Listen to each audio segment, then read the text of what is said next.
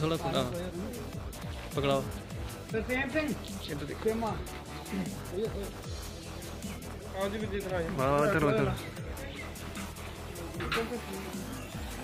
Madam इधर देखियो, madam इधर देखियो सामने। ठीक चलो।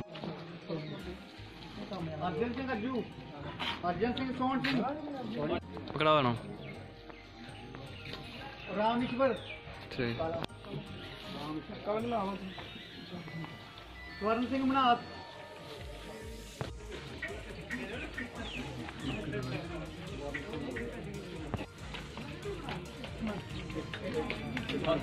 पढ़ो पढ़ो इधर देखो मैडम जी, एक मिनट रखे हो। ठीक पकड़ो, पकड़ पकड़ पकड़।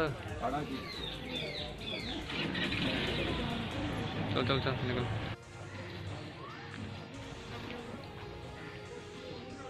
पहले पूरे ग्रां की सैनिटाइजर करन दा कीता सी और अज उन्हां लोकां नूं जिहड़े बिल्कुल ही कोई काम करे नहीं कर पा रहे, इस लॉकडाउन के करके वो बाहर नहीं जा पा रहे, कुछ कमा नहीं पा रहे, उन्हां लई छोटा जिहा थोड़ा जिहा राशन का जिहड़ा उन्हां दे घर पहुँचाने की कोशिश की है। साडी छोटी जी कोशिश साढ़े 5 तरफों है, वार्ड नंबर 7 से 5 ने शाम जोड़े उन्होंने तरफों है और उन्होंने अपनी तरफों ये कलैक्शन करके ये राशन जोड़ा गरीबों में वंडिया। और बड़ी इस गल की खुशी है, मैं चाहनी हाँ कि सारे राशन के नाल जो ये चीज़ अहीं एक जनानी कि एक दी ड्यूटी है, हर उस बंदे की, हर उस वार्ड मैंबर की, हर उस इंसान की ड्यूटी बनती है कि जो इन्नी की क्षमता रखता है कि वो अंदर इन्नी काबिलियत है तो अपने बेड़े महल्ले च किसी नूं भुखा ना सौन दे। और इस लॉकडाउन की दौर जो अज करोना वायरस का इन्ना प्रकोप साढ़े ते छाया होया है, ये हर एक नूं चाहिदा है कि असीं मिल के सारिਆਂ ਦੀ मदद करिए और जिन्ना साढ़े को हो सके दूसरिਆਂ ਲਈ कुछ कर सकीए। तो देशभक्ति है और ये छोटी जी साड़ी कोशिश है और असें इस छोटी जी कोशिश नाल देश के एक मदद करने की कोशिश की है। और बस ये सारे नाल मैं यही कहांगी कि इस लॉकडाउन का पूरा पूरा ख्याल रखा जाए और अपने घर च रह के हर मैंबर नूं सुरक्षित रहना चाहते हैं तो अपने घर के अंदर रहन, क्योंकि रोटी राशन 4 दिन बाद भी नसीब हो सकता है, ऐसी कोई गल नहीं, उन्होंने ही बर्दाश्त कर सकते हैं भुख नूं, लेकिन अगर जिंदा ही नहीं रहे इस उहदे बाद असीं की करांगे।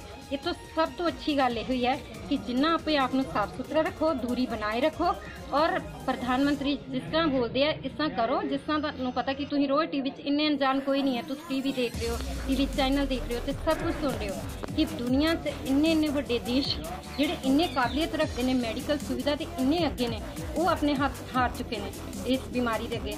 तो भारत च तुहानूं पता है मेडिकल जिहड़ी है वो सुविधा बहुत घट है, इस करके कुछ दिन पहले ये भी कहा गया है कि अगर ये बीमारी ग्रां दे विच आ जाती है तो 10,000 बंदे उत्ते एक डॉक्टर मिलना है। और तुसीं सोच सकते हो कि जब 10,000 से एक डॉक्टर मिलेगा तो प्रकोप का की असर होएगा। इसलिए जिन्नी सुविधा और जिन्नी सावधानी नाल अपने आप को बचा सकते हैं वो सब तो वधिया तरीका है, अपने घर च रहो, सुरक्षित रहो।